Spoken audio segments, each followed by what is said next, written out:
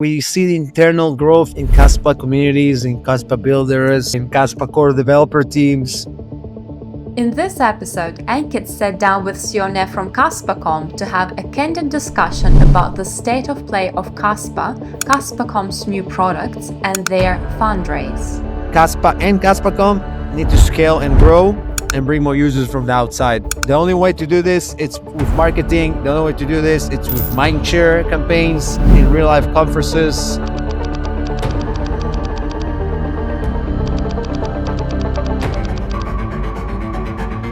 We had our decks ready and audited. All-time volume of 30 million Kaspa, which is a nice amount. That's like 3.5 months. In our legacy platform, we had 60 million Kaspa in a year. Some choose to quit, but others, they build. The whole incentive to bring Hyperlane was basically to bring M0 on top of it. Name0 is basically a white label stablecoin provider. We'll be able to create Kaspa native stablecoin on IGRA. Supported by Kaspa Finance, the first V3 DeFi protocol on Kaspa. IGRA Labs, atomic programmability on a Kaspa block DAG. Cascade, use your Kaspa without selling it.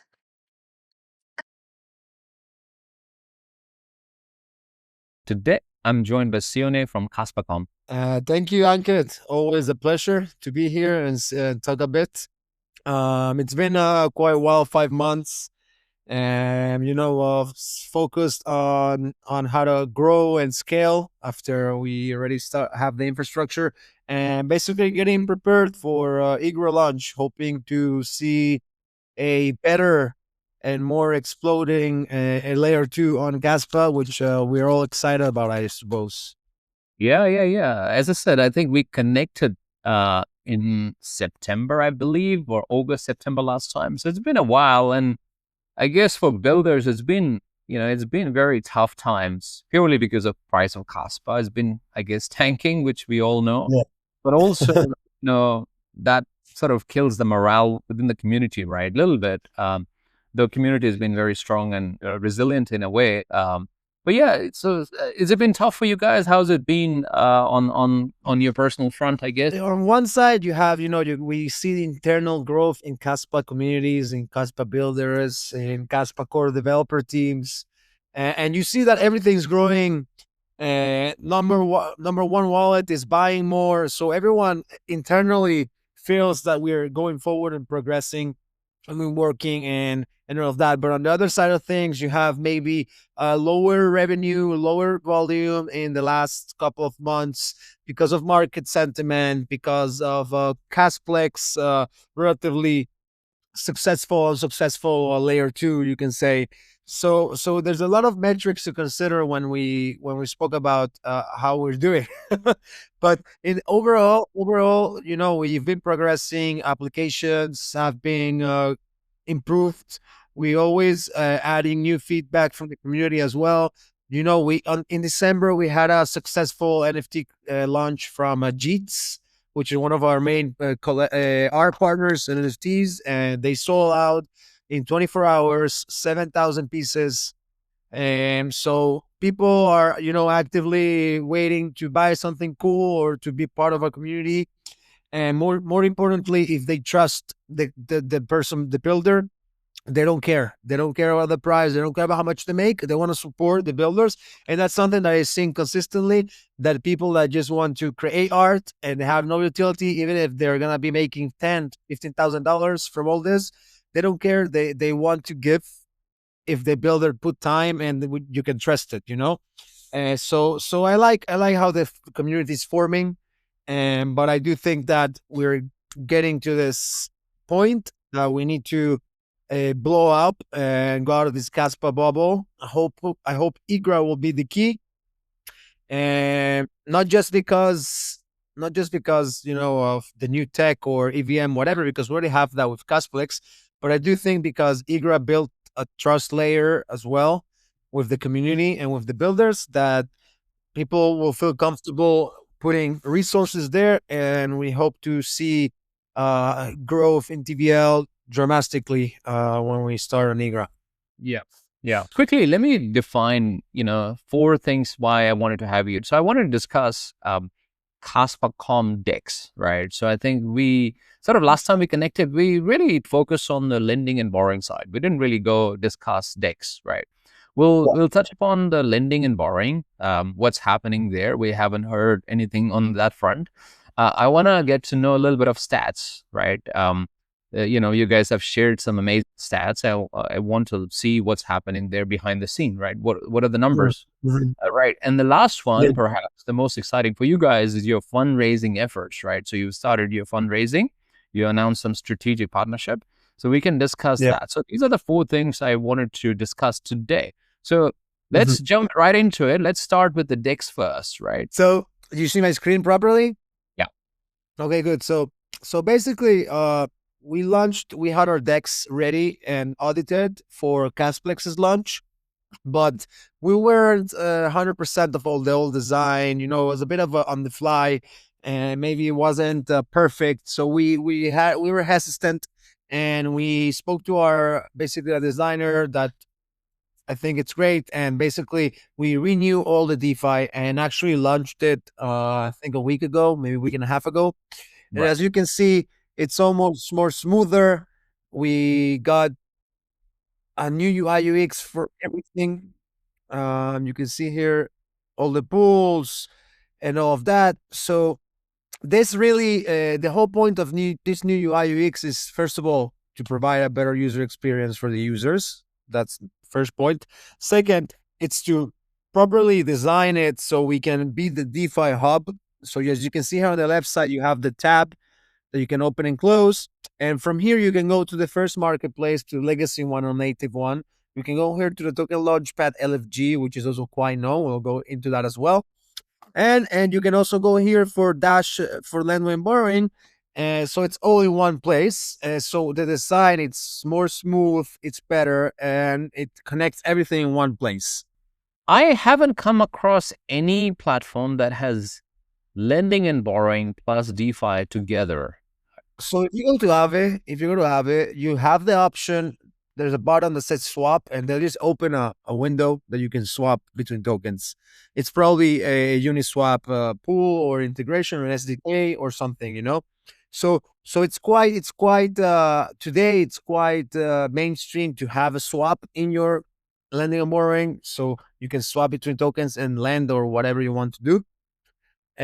But it's not like the main feature of the same application. I guess that what I meant was I haven't come across any other platform that has both as their primary things, right?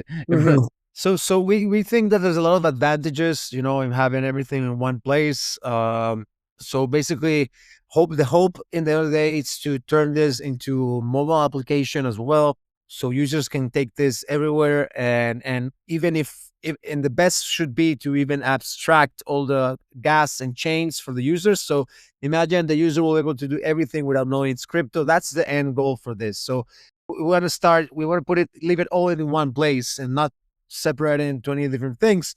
Of course, that at the end of the day, you can think that there's also disadvantages, that you don't focus everything on one thing. But since we are not inventing the wheel, and most of the things are quite straightforward, there's some improvements you can do here and there, then it's not too much of resources and work besides liquidity. For example, the lending and borrowing we have, it's already tested and working, and we took care of everything. Because you have Aave that is already stress tested, and they used a couple of, it's used and has 80 billion TBL. So we just need to test the app, the features, the logics, the more the front end side of things, and the smart contract side of things. It's already stress tested and used, so it's kind of like the big workload. It's already done. So I do think that even if you have a good product, audited, tested, and you take care of everything properly, which we did, then I don't see any disadvantages in having two focus. And that's how I feel. So this is a DeFi application, new UI UX, smoother, nicer, and this is basically a Dex, which is live already, and the lending borrowing, it's not live, it's only in testnet. So now, if we go here, this is the LFG. LFG, you guys know what the acronym is.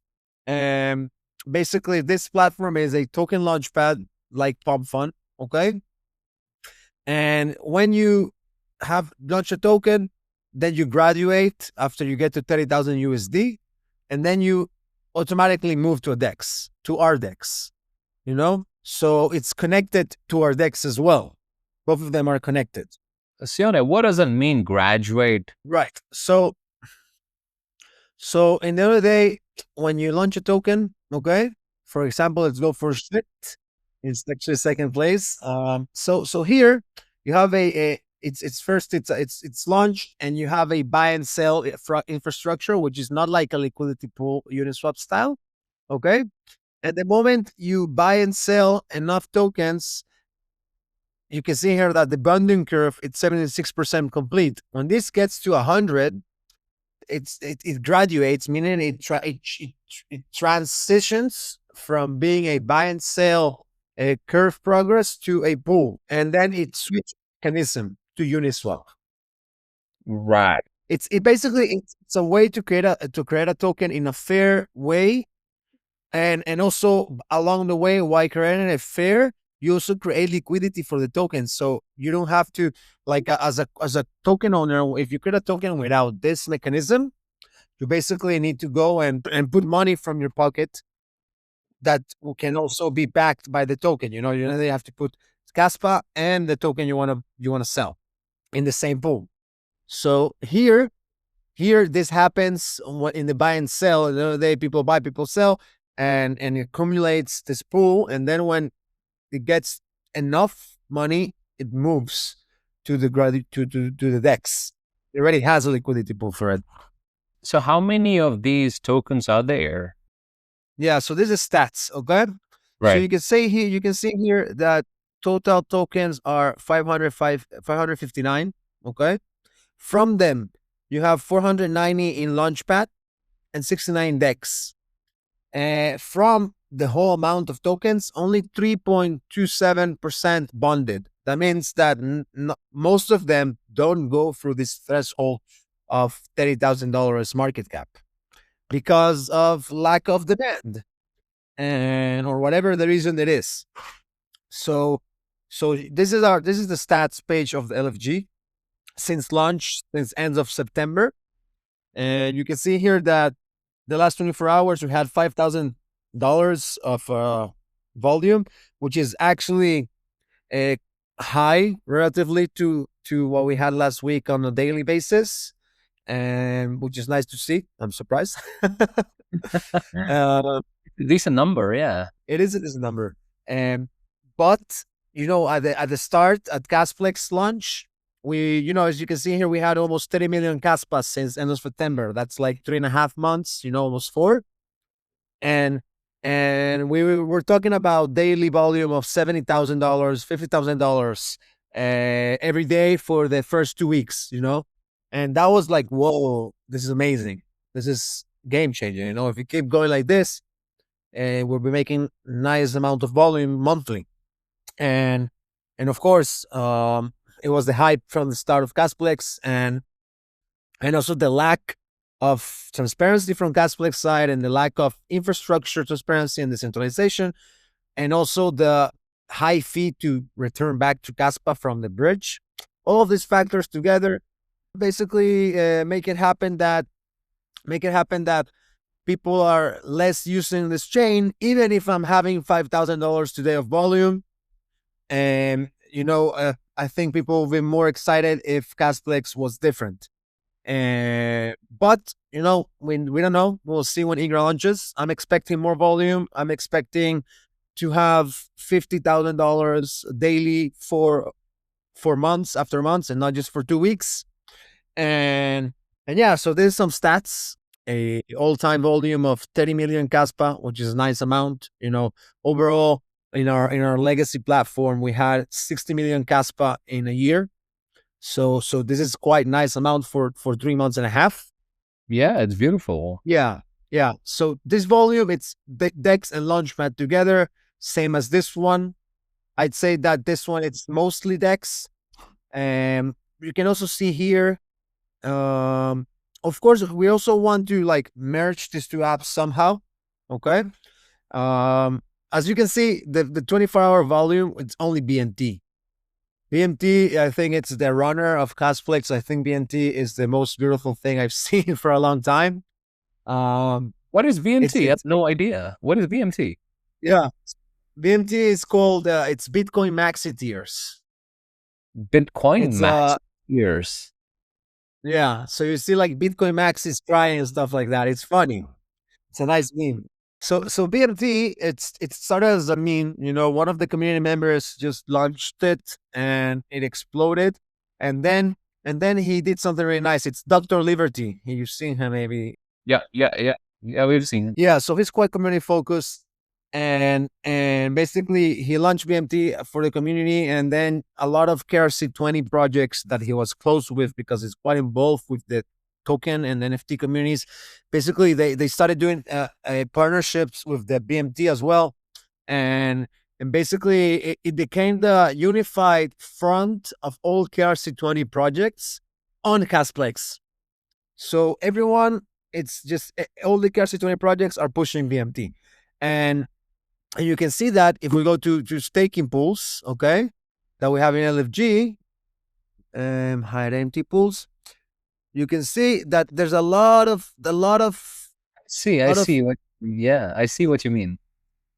so people come and stake all their tokens from different communities and they get BMT. So they're basically aligned in this. So it's quite strong, the community. Right. So they're creating pools with BMT with their token. Yeah, and at the end of the day, like I mentioned, it's community driven, and right now they actually broke. They had a new all-time high, and Kaspa based, not dollar based, and yeah, the community is actually growing. And this is our main token right now. So at the end of the day, it's in our best interest for BMT to succeed because we take in a portion of the liquidity pool with the other liquidity pool providers. And the more the VMT is traded, the more VMT grows, the more we make because our money is in the liquidity pool. Right. Right. I see. Yeah. I guess that's the unknown part of the dexes, right? Sometimes these tokens come out of nowhere and they obviously start to become the focus point for the entire community. And it seems like BMT is one of the ones and is perhaps helping everyone, including you guys, right? To drive the Yeah. volume.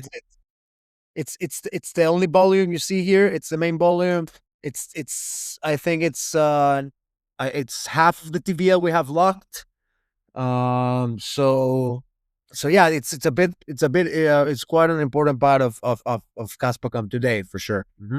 I do want to talk about IGRA. I do want to talk about, as I said, fundraising efforts and other things, but let's just focus on the stats. So as you can see here, this is finishes in October, and it goes forward, and it's relatively basically an average volume in all our tools today. It's 9 million Kaspa average. The last year, that's our average 9 million Kaspa trading volume, and as you can see here in our graph, the lower one, we started in October 24 with 100,000 Kaspa volume. And really it grew to 1 million after a month, and then 1 million, and then at the end 300,000, and then boom, February, you see this huge jump. We added NFTs. We had NFTs and we had tokens, and we stay on 7, and then boom, you see 11 million Kaspa. That's just because hype and more tokens were launched and good market sentiment. Even that Kaspa was going 70% down price. And then as well here a small drawdown, and then you can see here in September, end of September, it started growing because of Kasplex and Kasplex there too, and then boom, 20 million.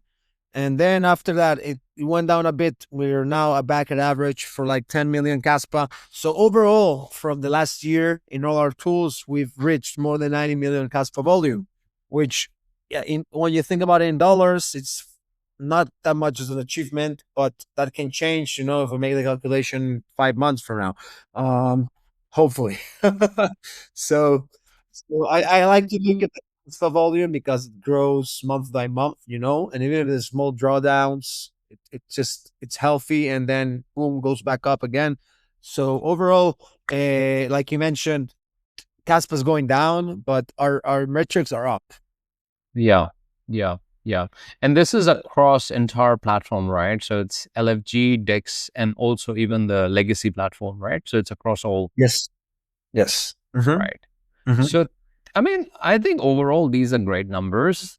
Dollar value is, from my perspective, is important, but it's not in your control, right? End of the day, it's not something you can control. All you can control is people doing more actions and doing more things on the platform, right? Through LFG, through Dex, through lending.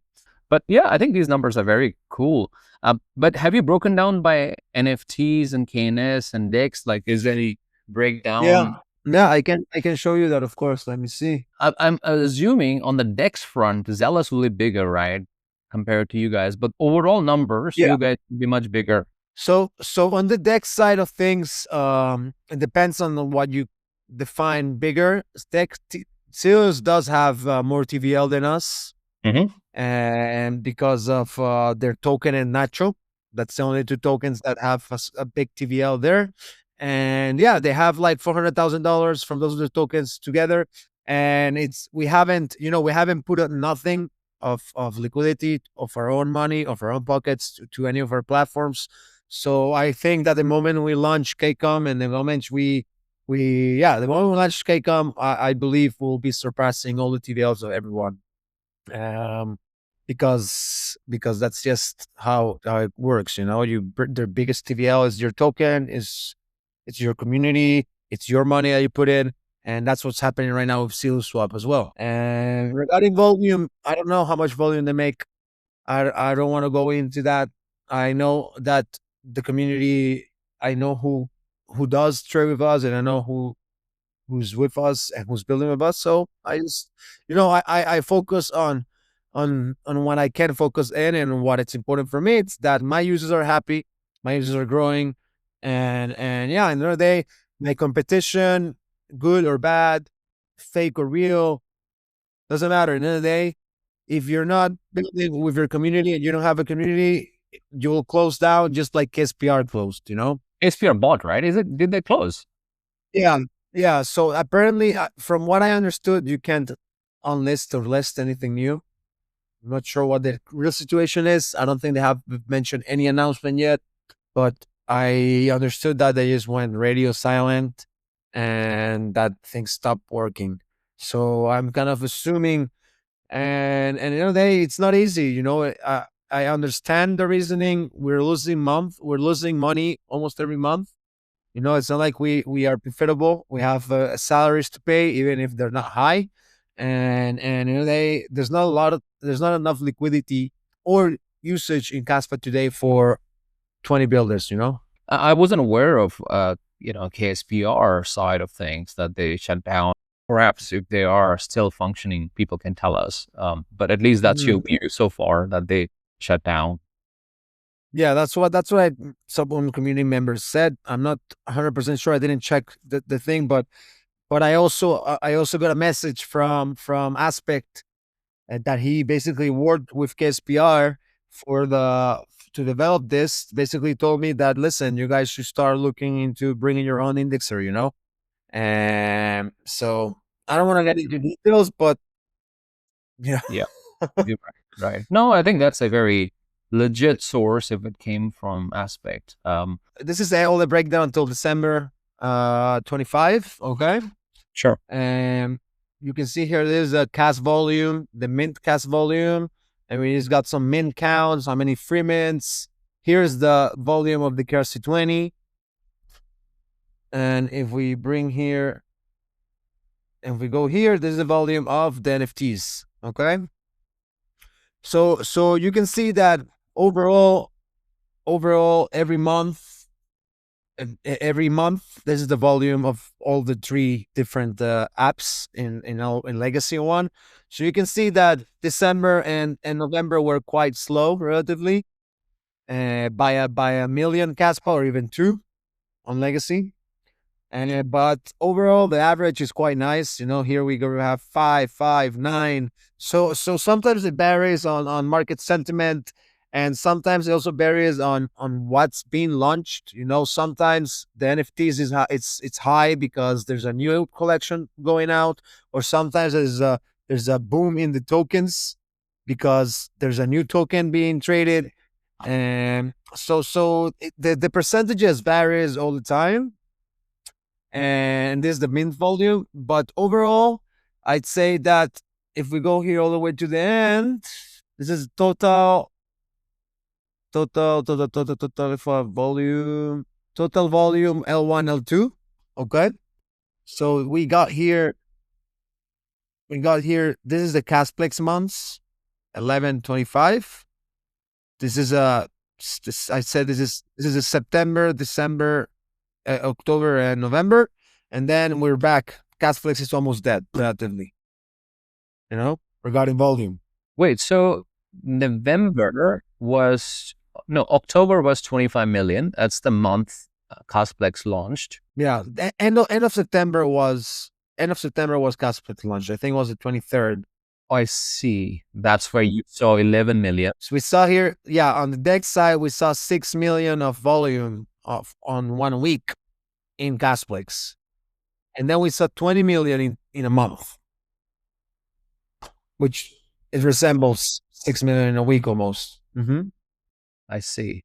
And then now you're back to the averages you were doing before, back to 4-5 million, which you were doing before even Kasplex was launched. In fact, you were doing more. Yeah. So one of the issues here is that Kasplex, I think it does take some traffic in general from L1 products. I kind of shoot myself in the foot, but on the other hand, it's more scalable, and there's more volume relatively. We had 20 million volume in 1 month, which it's something we've never seen on layer 1. So it's more scalable, it's more programmable, it's better. But I do think that, for example, if we look at Bitcoin, there's something that we actually talk about in our presentation. If we look at Bitcoin, basically Bitcoin's DeFi, the most of the volume that's happening today on Bitcoin, as you can see here, it's ordinals and runes taking 15%. Okay? So ordinals and rules take 15% of Bitcoin's actual native DeFi. And there's Babylon and Lombard that are like restaking mechanisms, but they're like sidechains layer 2s. They're not native, and then you can't even do DeFi. It's just restaking. Okay? So with this restaking, it's most of the DeFi activity on Bitcoin, but the actual activity of traders on Bitcoin, the real DeFi, it's runes and ordinals. So I'm quite confident that Kaspa native layer 1 trading, it's something that will be consistent and growing throughout times. Even if we see a small drawdown today, I think there's a lot of value on being on the layer 1, and a lot of people like that.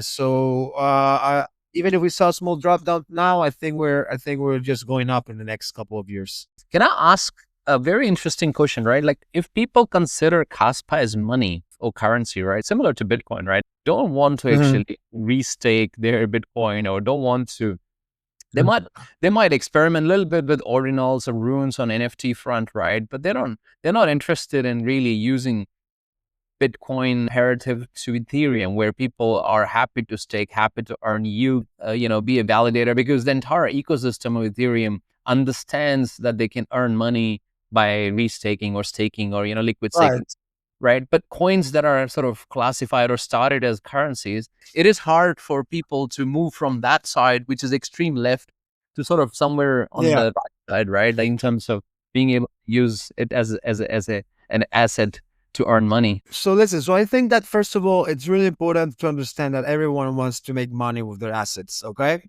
So even if you were a gold bug and you had your gold bars at home, and I told you, listen, leave your gold bars at home and in my box at your house and make 5%, he'd probably do it. Right? I would disagree. I think it depends on who you are on the spectrum. I'm saying I go to your house. Yes. I give you a special bucket. Okay, it's still under your bed, but it's in my bucket. Okay, See, I see. that's what DeFi is, today, because you have control of your assets. It's it's you can always come and take it out. I cannot tell you yes or no.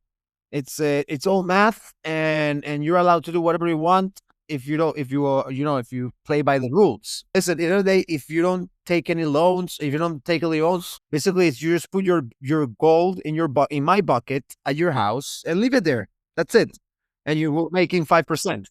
I like the I analogy. think there's no proof of work DeFi. Let's start with that. The only proof of work DeFi that there exists today is on Bitcoin, not Lycon, not Zcash, not the Dogecoin. For Bitcoin from the start, they were, like you mentioned, they were gold bugs. They were from the left side of the spectrum. And yeah, that's the problem with their community. And that's the problem with innovation and Bitcoin, that there's none. And it's really hard. So Bitcoiners usually don't want to do anything with their Bitcoin. And it's also really expensive to do something with your Bitcoin. So if you want to do something and use it properly and restake it, you have to go for 2 relayers and trust centralized entities, and it goes against their ethos. So if we go forward a couple of years to Kaspa, then we're fixing all of that. And our state of mind from day one, it's not, oh, let's put our gold bars in our pockets and our buckets. It's I have this smart gold bar that I want to use. That's our state of mind, at least mine, and how I see the community. People don't see Kaspa as gold that will move. They see it as programmable money, and they see it as everything, basically the answer for all our problems.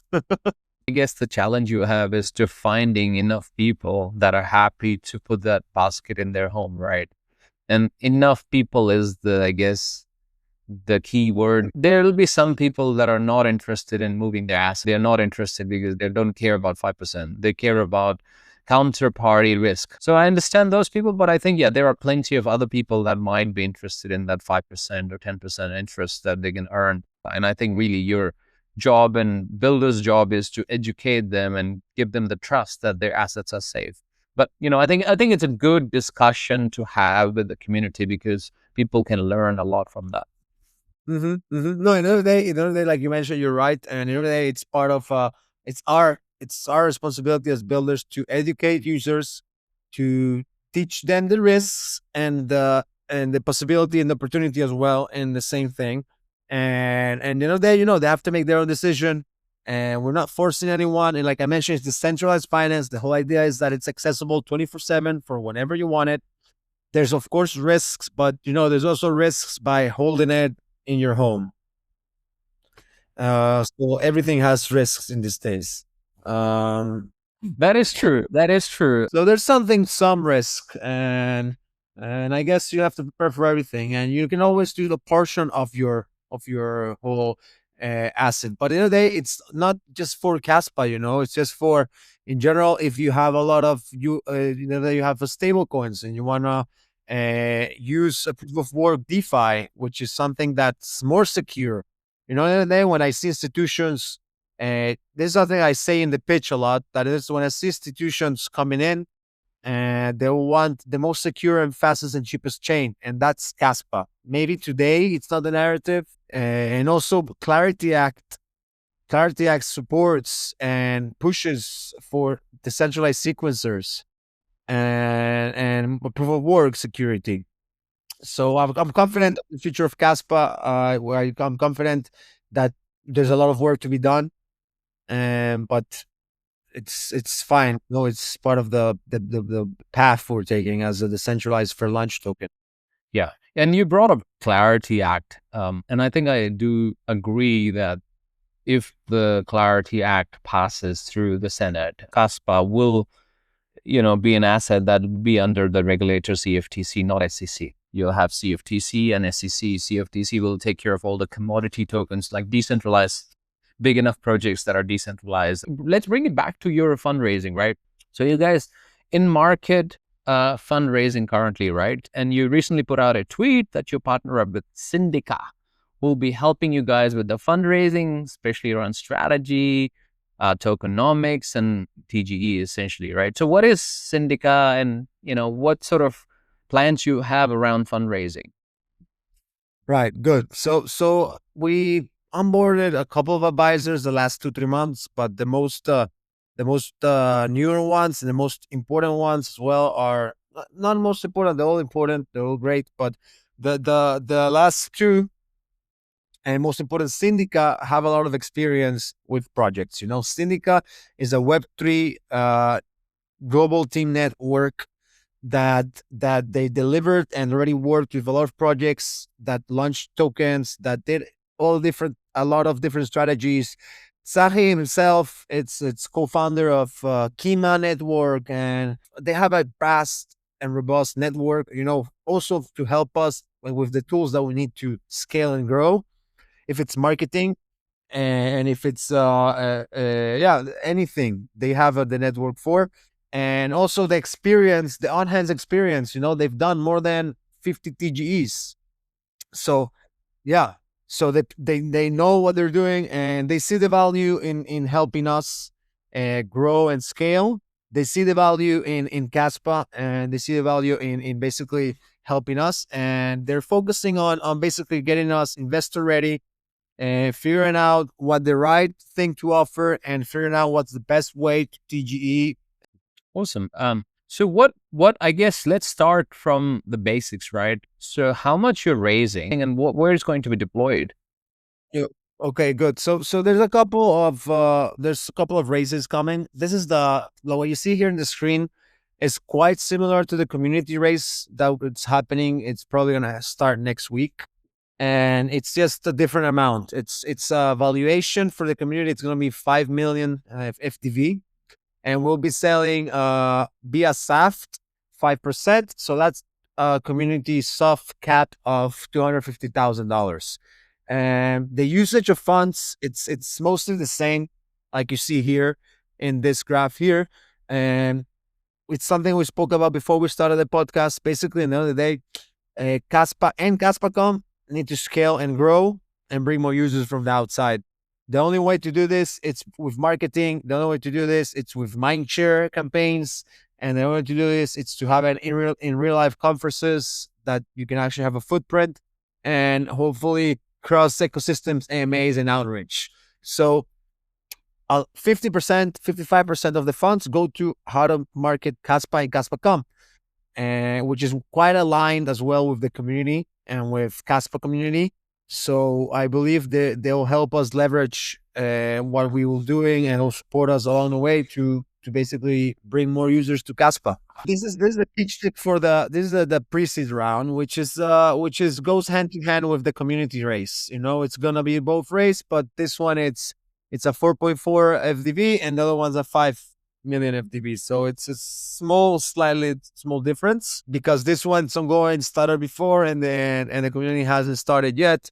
But another day, if more importantly, I believe that when we finish the community round and successfully we'll do that, then I believe we're gonna be raising this one higher. I'm not gonna sell the pre-seed lower than my community, because they're just pre-seed. They don't deserve that. If my community will pay the 5 million, then the pre-seed will pay 7.5, to make it as fair as possible. So right now, our focus was on the pre-seed. It seems that's going to go longer. If we finish the community before, we're going to be asking more for the pre-seed. And basically, yeah, all these funds are to prepare us this next 6 months to scale. Yeah. So what sort of runway it gives you? Yeah. So another day, I look at it together as 650. Okay. Most of our products are ready and developed. What we have missing for develop and audit is basically the treasury router and the KCOM token itself and the whole infrastructure, which is costly, but it's the only thing missing from development. And basically, when it comes to burn rate and how much expenses we have, we are quite flexible. To be honest, we're losing money. We're not losing anything now because we are not taking salaries for the past 2 months. But when we go back to taking salaries, we are basically losing 15,000 a month. So 150 is enough for 10 months to runway, if we stay the same and we don't make any more money and the products don't work, which I'm confident it won't be. We need only 200 to have a year and a half runway, hopefully. And the rest will be going to marketing and a bit of infrastructure. So we hope from the 650 to have a year and 6 months of runway. Yeah. Yeah. I mean, listing tokens on exchanges is expensive, right? Cross blockchain marketing is very expensive. And in terms of roadmap, anything new you're going to be thinking about bringing? So the only thing new, the Kaspa native stablecoin is something what he spoke about the other time. No, we didn't. And We didn't we talk about didn't. it. No. Okay. So the whole idea was basically we are the whole main builders. We're like putting out the group to bring Hyperlane to Kaspa to Igra. Okay. And Hyperlane, it's basically a bridge, a warp that opens 170 blockchains. So with them, we'll be able to bridge in, bridge out some assets from Igra and also bridge in from other chains, probably USDC, most of it. So that's one of the things. But the whole incentive to bring Hyperlane was basically to bring M0 on top of it, because they need their infrastructure for it. And with M0, Name Zero is basically a white label stablecoin provider. So we'll be able to create Kaspa native stablecoin on Igra, and basically instead of helping USDT and USDC get richer and richer, we have our own native stablecoin, and we'll be able to earn the yield ourselves. So Kaspa native stablecoin, right? Who's in this group? So Hyperlane, it's us, Igra, Cascade, Zilus, and we're looking for a fifth one. I'm not sure who Ashton is moving forward with. The M0 part, there are some of them are a bit skeptical still, because like, why would we use a different stablecoin that people don't trust, and why would we do this? And I'm like, first of all, why do we have to do what everyone does us to tell us to do? Like, why we have to do the norm? I don't see any point of going sheep. We're not cheap. You can think out of the box. Yeah, I understand that people trust USDC and might put more liquidity with the USDC, but it's also a thing of education. It's the thing of telling them that this stablecoin, it's not just a standard stablecoin. It's not like we invented this. This is this M0 does the stablecoin for MetaMask, for Hyperliquid, for Mega ETH. So it's not like they just woke up yesterday. And it's regulatory and it's everything good, and it's legal. The whole idea was to basically bring all the main builders, and if they're to make it their incentive to push this as well, because it's a game of numbers and not a game of centralization. So exactly, if everyone uses a stable coin, we gain more together. If I'm the only one pushing a stable coin in one place, it will grow slowly. Yeah, no, totally. Look, it's a discussion I love to have. It's a separate discussion, perhaps for a different day. The Kaspa specific native stablecoin. I think we can discuss. We can have an entire session on this topic alone. But thank you for bringing that up. But look, it's been a great session so far, Sione. Like, what I wanted to, I guess, ask you, and perhaps as a wrap up question, on KaspaCom itself, what is your boldest prediction for KaspaCom? Where do you think KaspaCom will be in 12 months' time? In 12 months' time, that's amazing. At least not 5 years. 12 months' time.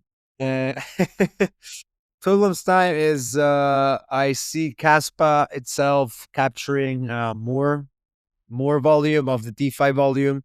I see us after 12 months, after TGE, I think we already got our man share. We've already got our marketing. We expanded the ecosystem and we're growing. We're known. We're right there next to Sui in mindshare, not necessarily in market cap, but in mindshare, we're right next to Sui, and there's trading activity, and then 12 months later, they have VPROX going, and Jonathan cures cancer, whatever. I see a bright year for Kaspa, and alongside with Kaspa, I see a bright future for the main builders of Kaspa, and I do hope that but in 12 years, in 12 months from now, we'll be having, instead of $70,000 of daily volume, we'll be having $200,000 of daily volume.